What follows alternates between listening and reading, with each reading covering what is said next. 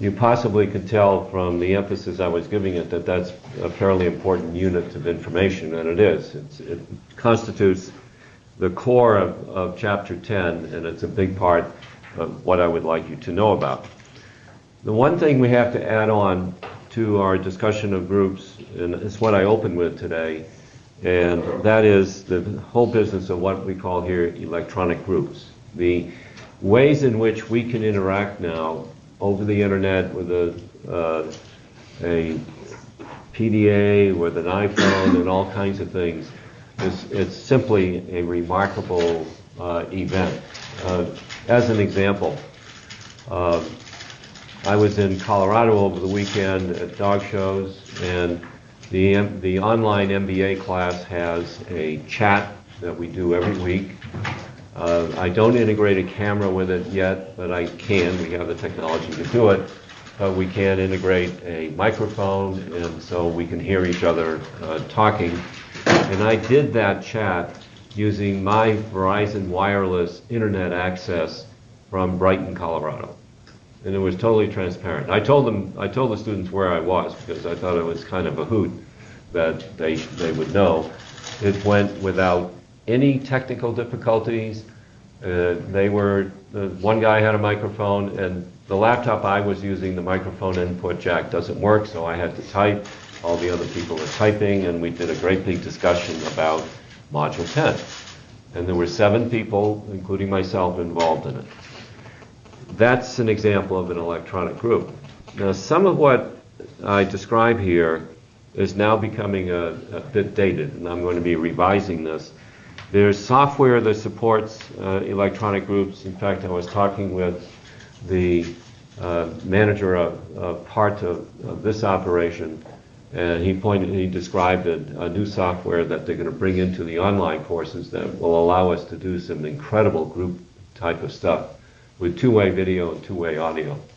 So that this whole direction in which we're going within the Anderson School, and other schools have done it, for the online BBA courses will include, to the extent that faculty are willing to learn the technology, will include a simulation of the classroom.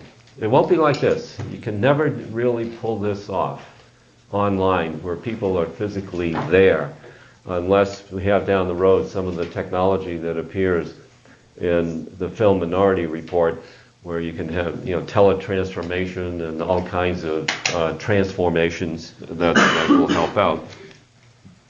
Next item to notice, page 234, is self-managing teams. These are a growing aspect of what organizations are doing, especially in high technology areas where it's necessary to capture the synergy of multiple people to pull off working with a complex technical problem. And I predict that you will be involved in something like this.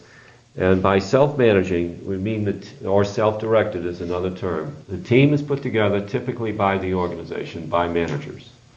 And it can consist of, I'm just going to arbitrarily use the 5 people that are right over here that are close together. You would be a team. One of the members of the team is the team leader.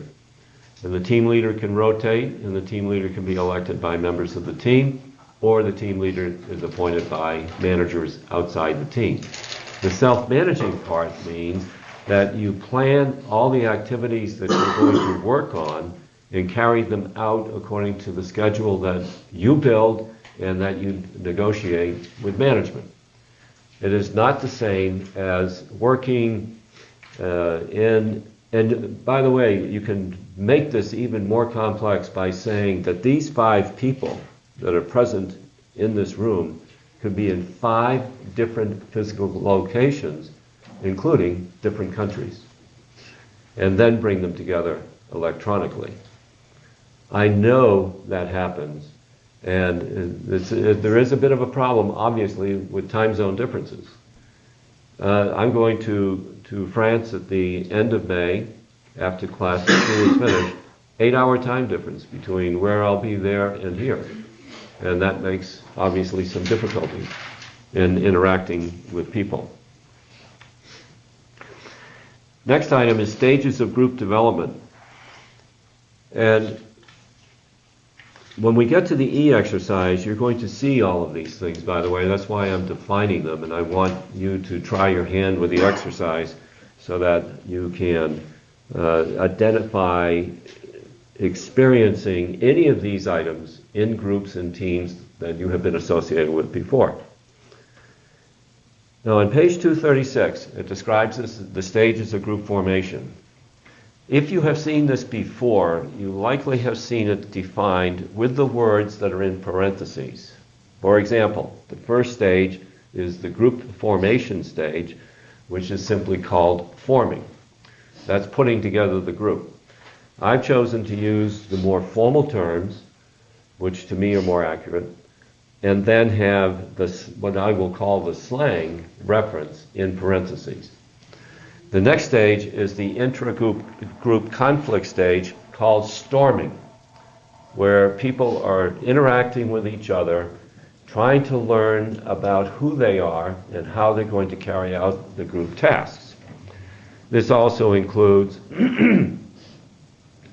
the formation of group norms and beginning to move to the next stage called group cohesion or norming. And that's having the rules of behavior well laid out. At that point, those norms take over and guide the behavior of group members. And because it is a group with a focused task, even at dispersed geographical locations, those norms play a powerful role. Then we get to a stage that can last quite a long time, which is the task orientation stage or performing. And this is the doing of the task. It can last for any length of time that's appropriate to the task, and it could go on for 2 years, it could last for 30 days, it could last for 1 week. So there's no rule about how long the stage is in play, just that it is the stage at which people have accepted the group's norms and you're carrying out the activity of the group. And then lastly, is the last stage, is termination or adjourning. You've ended the task, completed the work of the group, and leave. And everything is finished.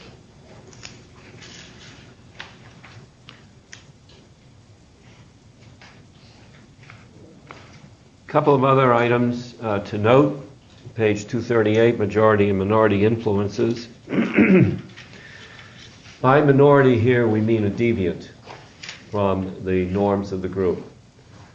And you'd have to reflect on your group experience of whether you've ever seen this. You know, you folks get told by Anderson School faculty, especially in the 400 level courses, that you're going to work in groups. And self-reports I get from students is sometimes that experience is positive and sometimes it's negative.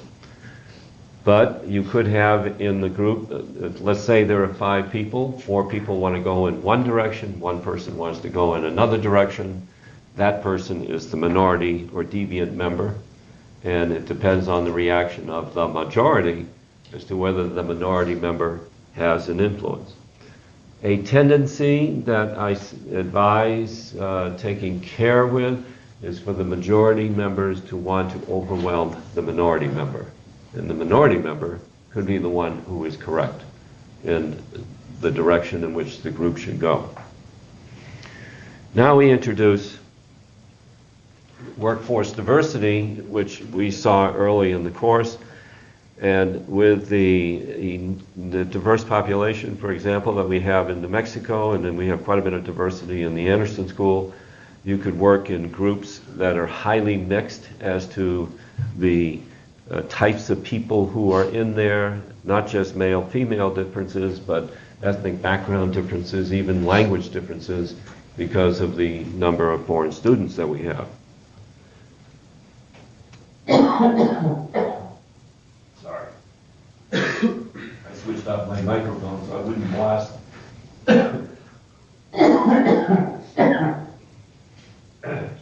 I switched off my microphone so I wouldn't blast away the people out there. Now, groups have a social structure. In table 10.1 summarizes those. I won't bother to put this on camera. It's divided into three parts: task roles, maintenance roles, and individual roles. You can reflect on your group experience to see whether you have ever taken on any of these roles, and I have included them.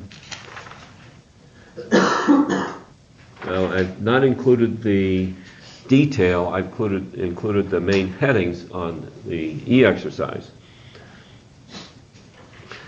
Under task roles, the initiator, I'm not going through all of these, I'll just give you examples. The initiator is the one who comes up with the new ideas. You think of any student groups you've been in where you're working on some sort of project that you have to deliver in class. The person who's the initiator comes up with an idea, the elaborator makes the idea bigger or fleshes it out. Maintenance roles, and next week we will be talking about conflict, and within conflict we have a conflict reduction process called compromise, and you could have an individual in the group who's a compromiser. The conflict grows, and that person wants to split the differences to bring the conflict down to lower levels. Individual roles, just picking one deliberately as a dominator, and you can reflect again on your group experience of whether you had a dominating role in the group, or did someone else have a dominating role in the group and guided the group in a certain direction. When you are dominant in a group and trying to move the group in a certain direction, it's good to be right about the direction in which you want to go.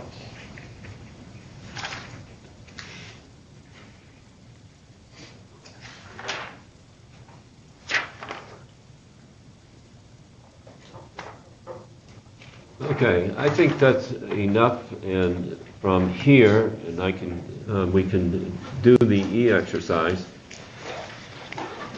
And if you've already done it, it's come to me. I received about 10 of them, I think, from this class. But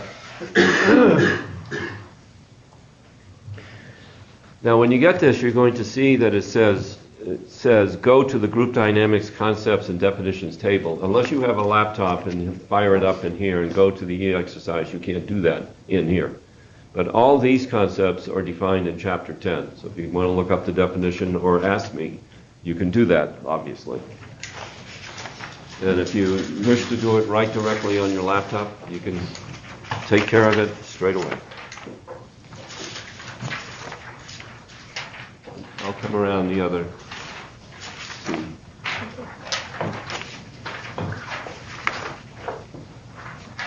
That's for you.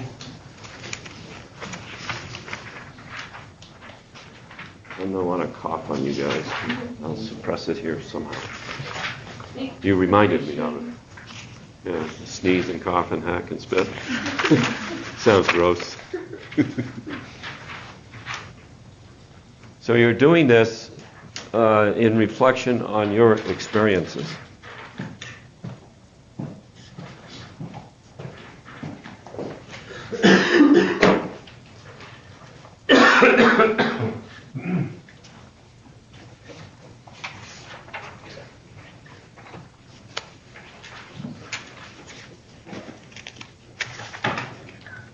You might have more than one there.